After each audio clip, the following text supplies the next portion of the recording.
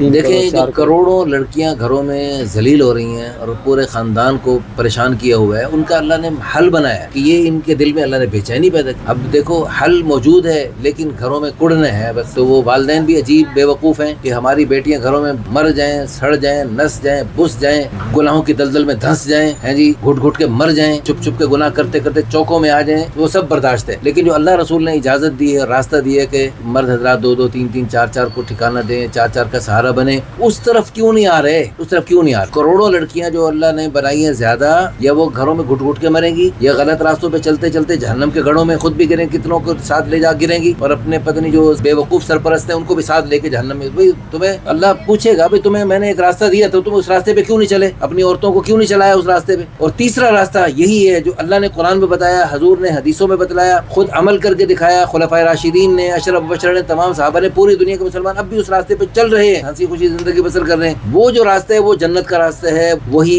دنیا آخرت میں راحتوں کا راستہ ہے، باقی سارے راستے خطرناک جہنم کے راستے۔ تو اس جہنم کے راستے کو چھوڑ کر جنت کے راستے پہ آنے کے لیے ایسے نیک اور شریف لوگ، چلو جو شریف لوگ ہیں ان کی تو شادیاں کر لینا، وہ ہر قسم کے یعنی دینی اعتبار سے، دنیاوی اعتبار سے مستحکم ہے، بالکل ٹھیک ہے، بالکل فٹ ہے، بالکل سیٹ ہے، اس کے ساتھ بھی نہ کرنا تو یہ تو بہت بڑی ہٹ دھرمی اور بے وقوفی اور حماقت کی بات ہے۔ اللہ ہم سب کو دین کی سمجھ نصیب فرمائے۔